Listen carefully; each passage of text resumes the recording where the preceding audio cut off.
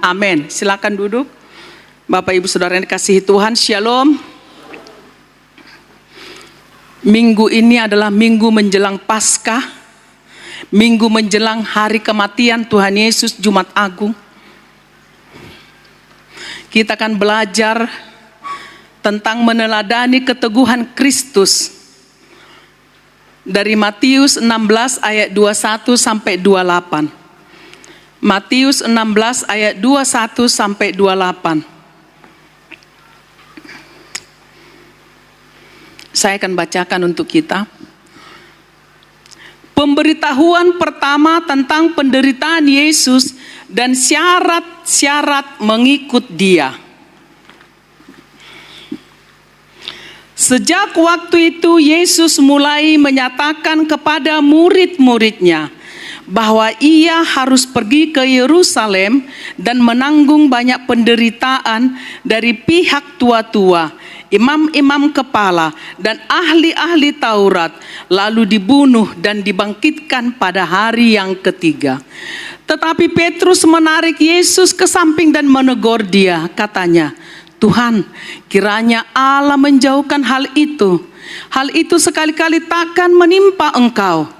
Maka Yesus berpaling dan berkata kepada Petrus, "Enyahlah iblis, engkau suatu batu sandungan bagiku, sebab engkau bukan memikirkan apa yang dipikirkan Allah, melainkan apa yang dipikirkan manusia."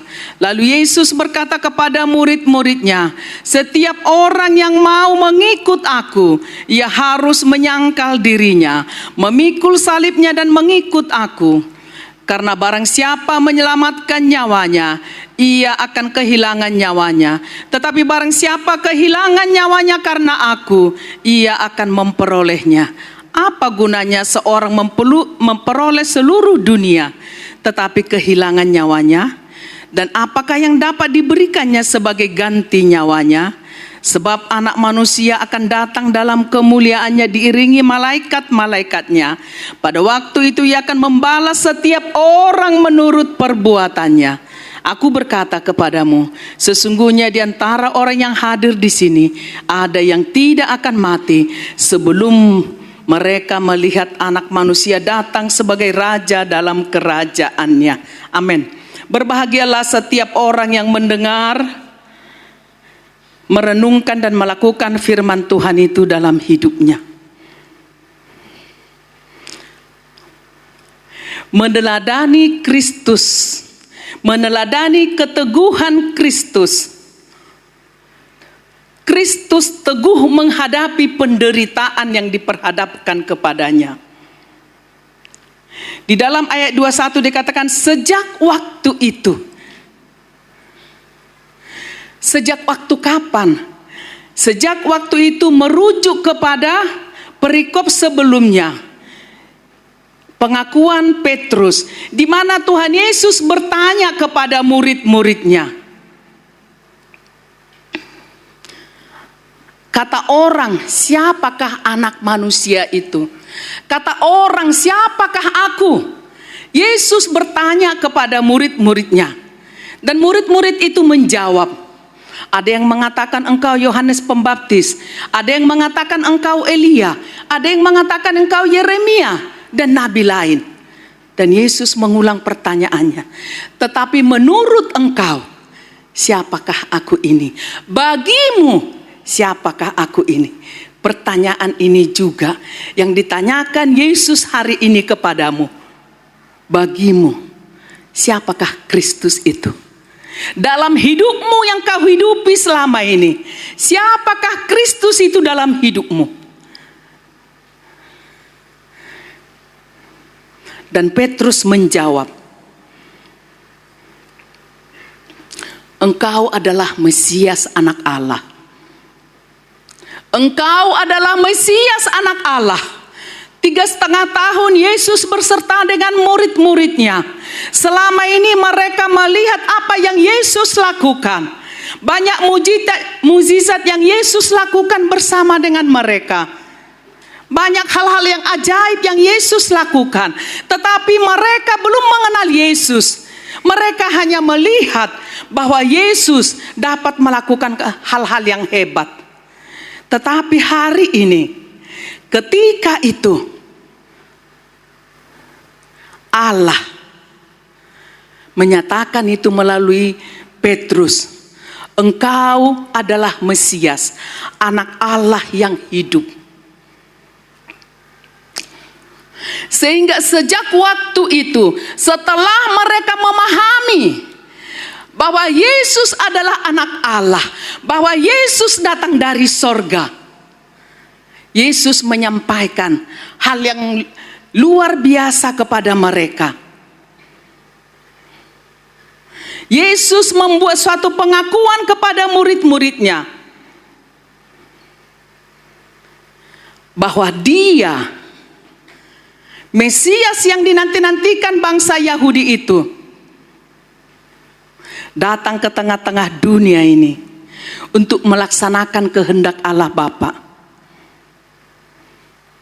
Bukan untuk mengikuti keinginan kita, bukan untuk memenuhi setiap keinginan kita, tetapi Dia datang untuk melakukan kehendak Allah. Makanya dikatakan Ia harus pergi ke Yerusalem dan menanggung banyak penderitaan dari pihak tua-tua, imam-imam kepala dan ahli-ahli Taurat, lalu dibunuh. Yesus akan mengalami banyak penderitaan, bukan dari bangsa Romawi yang menjajah mereka, tetapi dari ahli-ahli agama. Selama ini mereka mendengar, tahu bahwa Mesias akan datang, tetapi karena Yesus datang lahir di dunia ini di tempat yang hina, mereka tidak mengenali Yesus. Mereka tetap menantikan padahal sudah ada di hadapan mereka. Malah mereka menganiaya Dia. Mereka tidak mengenal. Mereka ahli-ahli kitab, mereka orang-orang yang senantiasa ada di bait Allah, tetapi mereka tidak mengenal siapa itu Mesias. Itu gambaran orang Kristen saat ini. Engkau sering banyak di gereja, tetapi engkau tidak mengenal siapa Allah yang engkau sembah. Kita bisa menaikkan pujian yang luar biasa di hadapan Tuhan dan di hadapan sesama. Tetapi seringkali kita lupa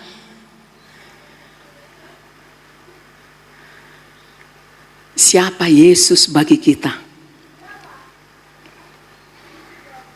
Dikatakan tadi Yesus harus pergi ke Yerusalem dan menanggung banyak penderitaan dari pihak tua-tua, imam-imam kepala dan ahli Taurat, lalu dibunuh dan dibangkitkan pada hari yang ketiga.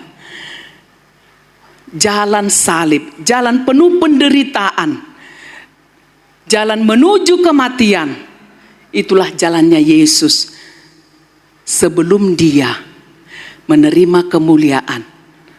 Karena dikatakan tadi di ayat 21 itu, pada hari ketiga Dia bangkit dari antara orang mati. Setelah menyaksikan kesaksian tentang segala penderitaannya, Yesus juga menyaksikan kemuliaannya yang akan menyusul penderitaan.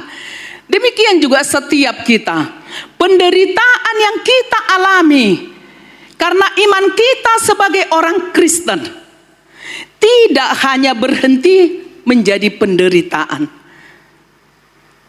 Ada kemuliaan yang akan Allah berikan bagi kita ketika kita tetap tekun dalam menghadapi penderitaan itu. Amin. Karena meskipun ia menderita, kebangkitannya pada hari ketiga membuktikan bahwa Yesus adalah anak Allah. Oleh karena itu, Dia perlu mengatakan hal itu kepada murid-muridnya untuk tetap memelihara iman murid-murid itu dengan mengetahui terlebih dahulu bahwa Yesus akan menderita. Dapat mempersiapkan diri murid-murid itu. Mereka siap. Karena itu kita harus memperhatikan dengan sungguh-sungguh penderitaan Kristus bagi kita dalam mengikuti jejak penderitaannya. Kita harus meneladani Kristus. Bagaimana Kristus mengalami penderitaan dan dia taat sampai mati melakukan penderitaan. Setiap kita orang yang percaya kepadanya pun, kita harus mengikuti jejaknya untuk menggapai kemuliaan yang dijanjikan Allah bagi setiap orang yang percaya kepadanya, bagi setiap orang yang terus bertekun kepadanya.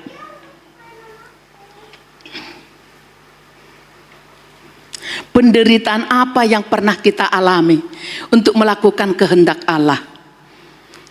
Penderitaan apa yang pernah kita alami untuk melakukan kehendak Allah dalam hidup kita?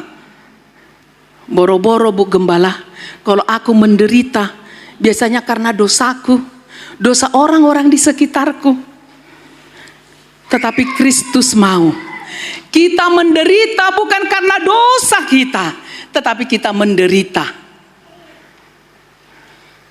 karena ketaatan kita kepada Kristus. Amin. Karena kita meneladani Dia. Dengan cara bagaimana aku bisa menderita untuk mengikuti jejak Kristus. Dengan aku senantiasa merendahkan hatiku di bawah kaki Tuhan yang kuat. Dalam hidup, dalam pergaulanku, dalam hubunganku, aku tidak mendahulukan kepentinganku. Aku tidak hanya mementingkan kepentinganku, apa yang baik menurutku, tetapi apa yang baik menurut Tuhan. Ketika engkau bisa mengalah untuk hal-hal yang menyukakan hati Tuhan, disitulah dikatakan engkau menderita karena firman Tuhan. Ketika engkau direndahkan, ketika engkau dihina, ketika engkau dilecehkan, kemuliaan yang melebihi apapun. Kalau kita mau menderita bersama-sama dengan Kristus, kita tidak mendahulukan ego. Amin. Kita tidak harus menang. Kita tidak harus menang. Dia lebih rendah daripada aku. Kenapa aku harus mengalah kepada dia? Aku yang benar. Lihat. Nilai setiap tindakanmu dengan firman Tuhan. Amin. Di situ kita namanya menderita karena Kristus. Firman Tuhan katakan, jika kita menderita bersama dengan Kristus, kelak kita pun akan memerintah bersama dengan Kristus. Amin. Luar biasa kan? Amin. Ini enggak ada nih kayaknya yang imannya pengen bersama, memerintah bersama dengan Kristus. Jika kita menderita bersama dengan Kristus, jika kita rela menderita karena melakukan kehendak Kristus, jika kita rela menderita untuk melakukan firman Tuhan, firman Tuhan katakan, kelak kita akan memerintah bersama-sama dengan Dia. Jangan penderitaan yang kau alami karena kedegilan hatimu, karena kecongkakanmu, karena kesombonganmu, karena harga dirimu yang kau pertahankan. Tetapi biarlah setiap kita menderita. Menderita karena kita meneladani Kristus dalam hidup kita. Mengapa Yesus harus memberitahukan penderitaan yang akan datang kepada murid-muridnya? Kenapa Yesus? Tadi saya sudah singgung sedikit. Yang pertama, Yesus mau menunjukkan bahwa penderitaan akan dialaminya sudah merupakan suatu rencana dan persetujuan kekal yang telah disepakati bersama Allah Bapa dan Allah Anak dari sejak kekekalan, sehingga Yesus harus melakukan itu. Sekalipun penderitaan itu sangat menyakitkan, bahwa Mesias harus menderita sudah dinubuatkan jauh sebelumnya. Di dalam Yesaya 53 ayat 4 sampai 10, saya hanya bacakan beberapa ayat saja ya. Tetapi sesungguhnya penyakit kitalah yang ditanggungnya, dan kesengsaraan kita yang dipikulnya. Padahal kita mengira dia kena tulah, dipukul dan ditindas Allah. Tetapi dia tertikam oleh karena pemberontakan kita, dia diremukkan oleh karena kejahatan kita. Ganjaran yang mendatangkan keselamatan bagi kita ditimpakan kepadanya, dan oleh bilur-bilurnya kita menjadi sembuh. Ini sudah dicatat jauh-jauh hari, ini sudah dinubuatkan. Tetapi para tua-tua Israel, para imam, para ahli Taurat tidak mengingat firman Tuhan ini ketika Yesus datang ke tengah-tengah dunia ini. Sehingga mereka melakukan hal yang salah. Mereka menolak Yesus, mereka menghantarkan Yesus untuk disalibkan. Kenapa Yesus harus memberitahukan jalan salib yang harus dilaluinya? Yesus mau memperbaiki kekeliruan para murid-muridnya tentang kerajaan mesianiknya, tentang kerajaannya. Dalam konsep berpikir murid-murid Yesus, bahwa Yesus datang ke tengah-tengah dunia ini, bahwa Mesias yang mereka nanti-nantikan itu datang ke tengah-tengah dunia ini untuk membebaskan bangsa itu dari penjajahan Romawi. Bahwa kerajaannya bersifat lahiriah menurut pemahaman para bangsa Yahudi dan murid-murid Yesus. Bahwa kerajaannya bersifat politis. Para murid itu mengharapkan dan menantikan kalau kerajaan Yesus itu sudah tegak, mereka akan bisa memimpin bersama dengan Yesus. Yang mereka pikirkan adalah kekuasaan dunia. Yang mereka pikirkan adalah kemuliaan dunia. Mereka tidak tahu apa yang mau Yesus lakukan untuk hidup mereka. Bahwa kemuliaan mereka bukan kemuliaan dalam dunia ini. Bahwa kekuasaan yang diberikan kepada mereka bukan kekuasaan dalam dunia ini. Murid-murid Yesus keliru. Kerajaannya bukan bersifat lahiriah, tetapi kerajaan Yesus sebagai Mesias yang diutus itu, yang dinanti-nantikan itu, bersifat rohani. Yesus memberitahukan perihal salib dan penderitaan yang akan dialaminya kepada murid-murid. Dikatakan tadi bahkan para imam kepala tua-tua, menurut para murid-murid itu harusnya kalau Yesus itu, kalau Kristus itu, kalau Mesias itu mau menegakkan kerajaannya, menurut pemahaman murid-murid, harusnya para imam kepala, para tua-tua, para ahli Taurat ini mendukung Yesus agar kerajaannya bisa ditegakkan. Justru malah menjadi musuh besar dan menjadi penganiaya Yesus. Ini dilakukan karena mereka tidak mengenal Yesus yang mereka nanti-nantikan. Ini bisa terjadi dalam hidup kita. Pemahaman kita tentang Kristus sering keliru ketika kita menghadapi ujian.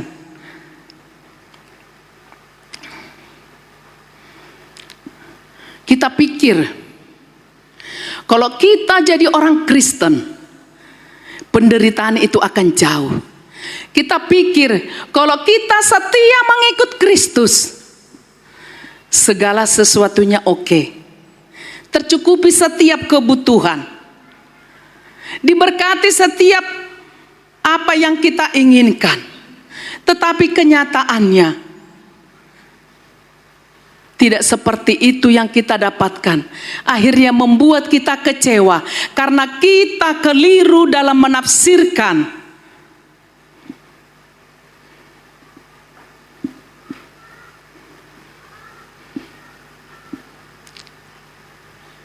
siapa Kristus itu bagi kita. Kita kira Kristus itu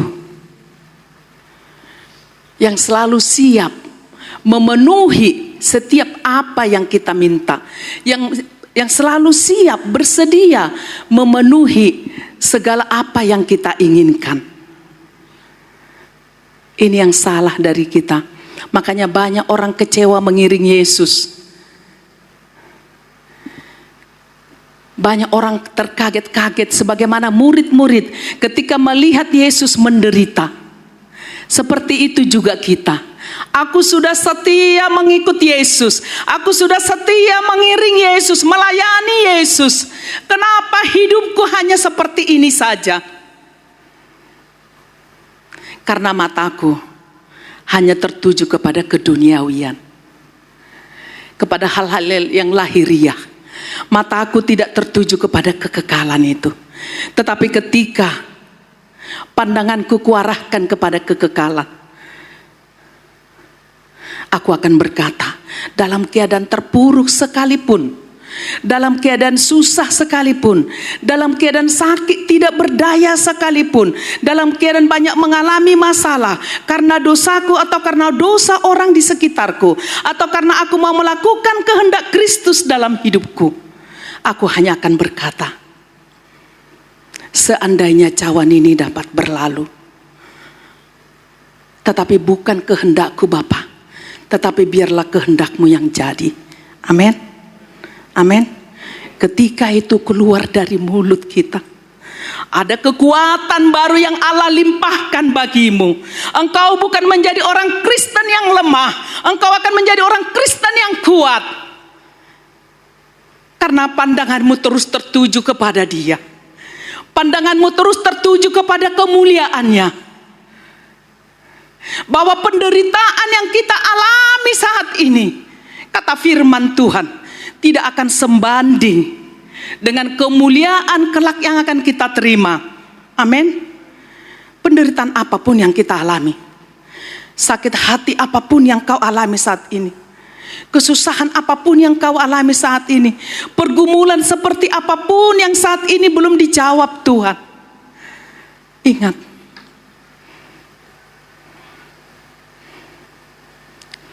itu tidak sebanding ketika engkau tetap bertekun di dalamnya, ketika engkau tetap berserah diri kepadanya,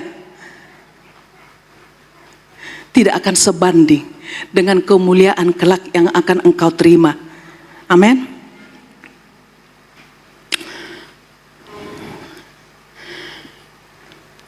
Yesus di ayat 22 dikatakan, setelah Petrus mendengar pesan sang guru bahwa ia harus menderita, bahkan mati sebelum bangkit di hari ketiga, Petrus menarik Yesus ke samping dan menegur dia, katanya, Tuhan, kiranya Allah menjauhkan hal itu. Sekali-kali takkan menimpa engkau.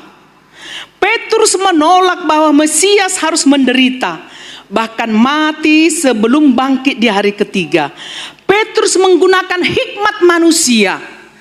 Nggak boleh guruku ini mati, nggak boleh dia menderita. Pikiran manusia digunakan.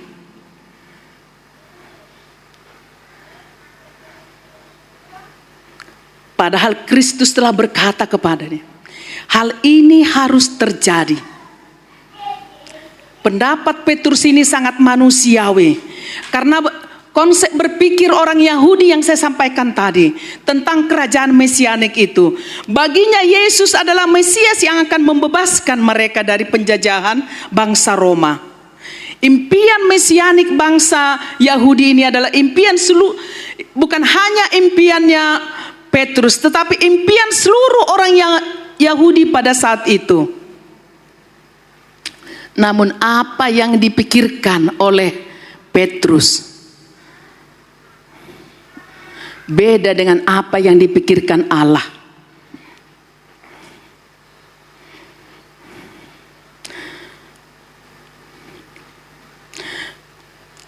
Yang dipikirkan Petrus bukan yang dipikirkan Allah, melainkan Petrus dipakai iblis yang berpotensi untuk mengacaukan misi Allah. Di dalam ayat 23, Yesus balik menegur Petrus dengan keras karena ia begitu mudah dipakai oleh iblis untuk menggagalkan rencana Allah bagi Yesus. Yesus berkata dengan keras, Enyahlah iblis, engkau suatu batu sandungan bagiku, sebab engkau bukan memikirkan apa yang dipikirkan Allah, melainkan apa yang dipikirkan manusia. Petrus menjadi batu sandungan bagi Yesus. Kita pun bisa jadi batu sandungan bagi sesama, bagi pekerjaan Tuhan. Kalau yang selalu kita dahulukan adalah keinginan kita. Dalam pelayanan bukan keinginanku. Amin. Jangan pernah terus berharap keinginanmu terpenuhi dalam pelayanan, di dalam berkeluarga, di dalam apapun. Tetapi biarlah keinginan Allah. Jangan kita menjadi batu sandungan bagi suami kita. Jangan kita menjadi batu sandungan bagi istri kita. Jangan kita menjadi batu sandungan bagi orang tua kita, bagi anak mantu kita. Tetapi biarlah setiap kita menjadi berkat. Amin. Yesus langsung menarik Petrus. Bukan yang dipikirkan Allah yang kau pikirkan, pikiran manusia. Dan inilah bagian yang rusak dari diri kita sebagai pengikut Kristus, yang selalu menginginkan keadaan yang aman dan tentram. Petrus tidak mau ada masalah. Petrus tidak mau ada penderitaan. Petrus tidak mau ada hal-hal yang tidak nyaman. Kalau bisa aman-aman saja, kalau bisa tentram saja, jangan ada pergumulan, jangan ada masalah, jangan ada konflik. Dalam hidup kita cenderung mengait-ngaitkan penderitaan dengan kehidupan saat ini saja. Kita selalu merasa penderitaan itu hanya mendatangkan ketidaknyamanan dalam hidup kita. Hanya untuk kita berpikir hanya untuk hidup saat ini. Kita tidak tahu ada cara lain untuk menanggapi penderitaan itu, yang bila dilakukan dengan sepenuh hati akan memampukan kita menanggung penderitaan itu dengan sukacita. Di dalam Roma 8 ayat 18 dikatakan, sebab aku yakin, tadi saya sampaikan, bahwa penderitaan zaman sekarang ini tidak dapat dibandingkan dengan kemuliaan yang Allah, dengan kemuliaan yang akan dinyatakan kepada kita. Sekali lagi, sebab aku yakin bahwa penderitaan zaman sekarang ini tidak dapat dibandingkan dengan kemuliaan yang akan dinyatakan kepada kita. Inilah pengharapan anak-anak Allah. Amin. Harus seperti itu pengharapanmu. Yesus terus teguh mengajarkan kebenaran itu. Ayat 24.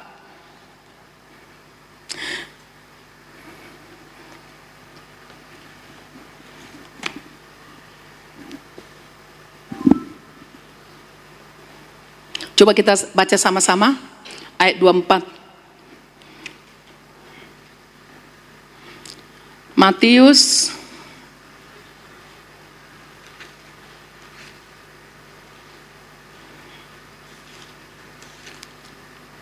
(16) ayat 24.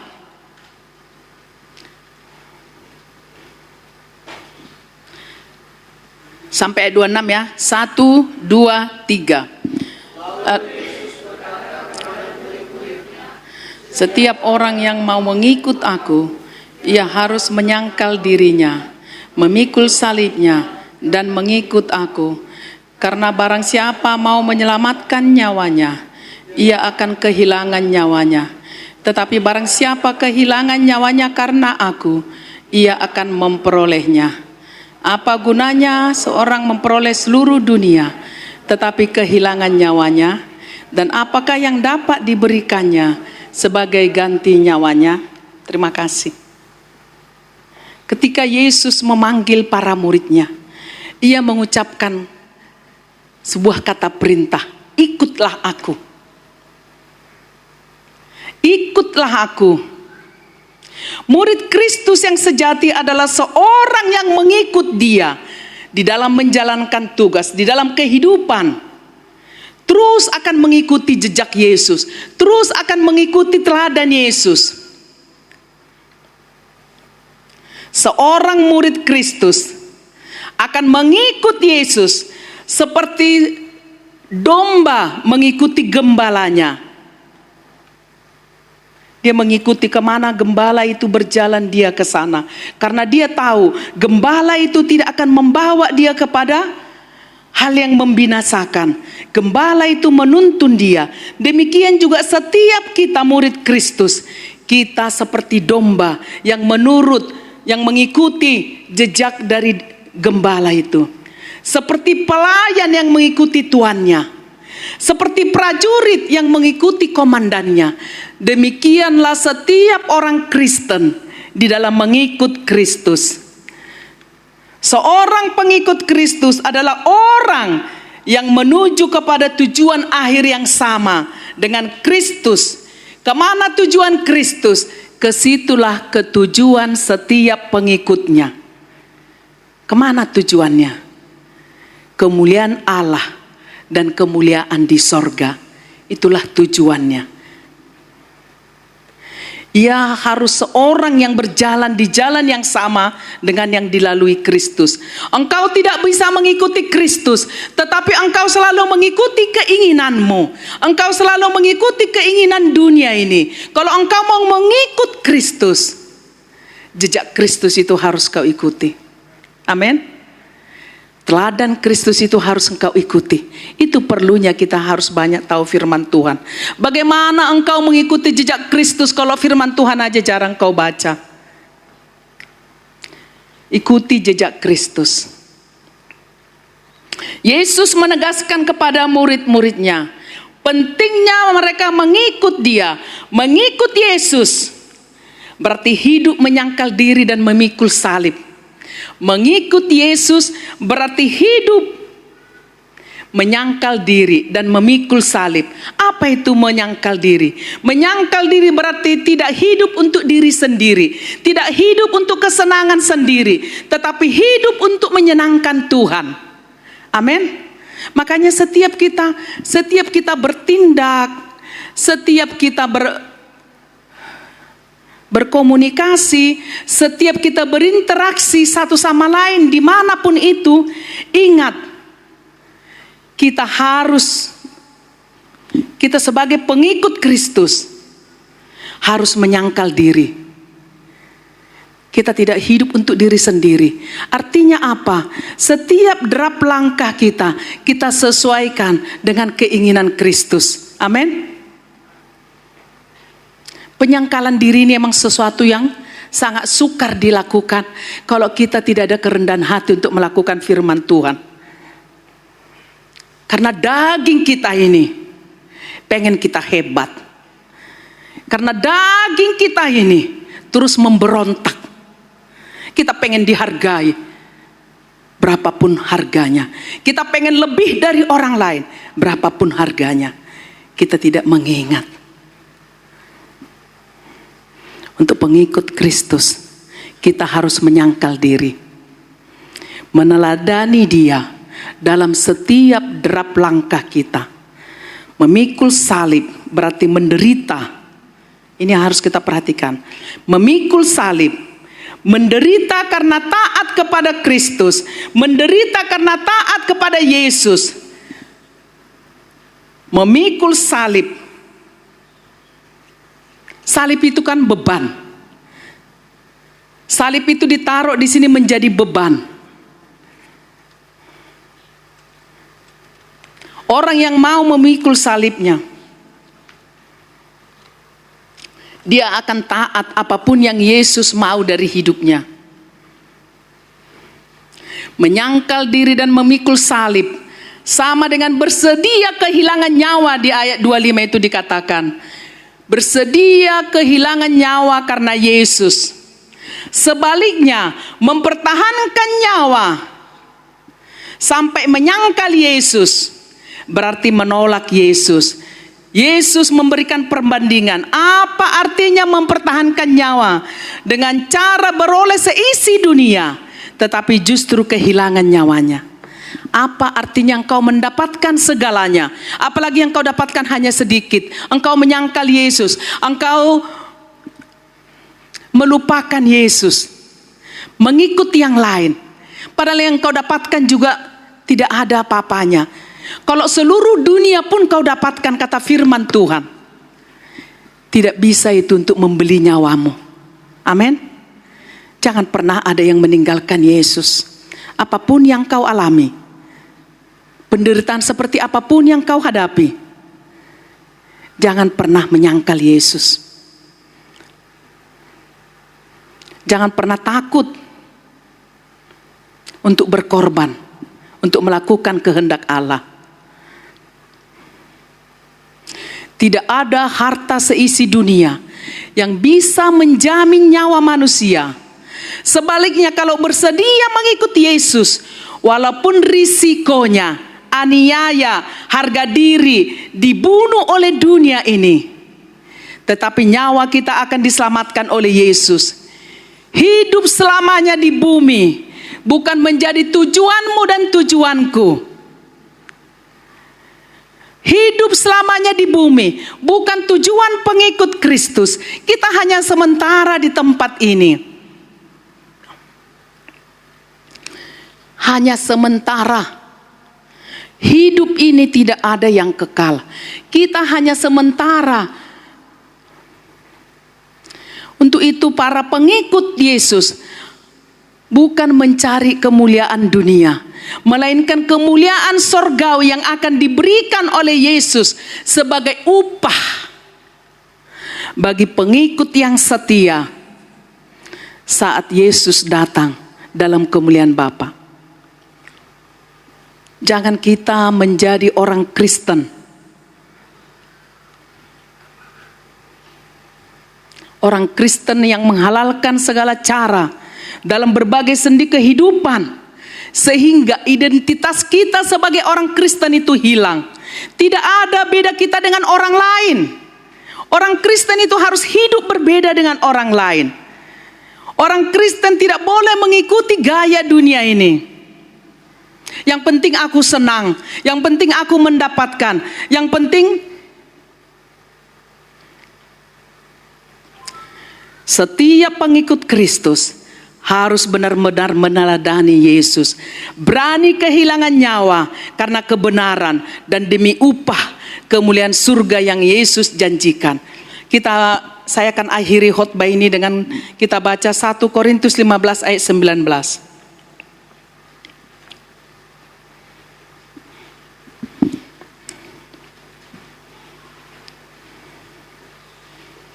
Firman Tuhan ini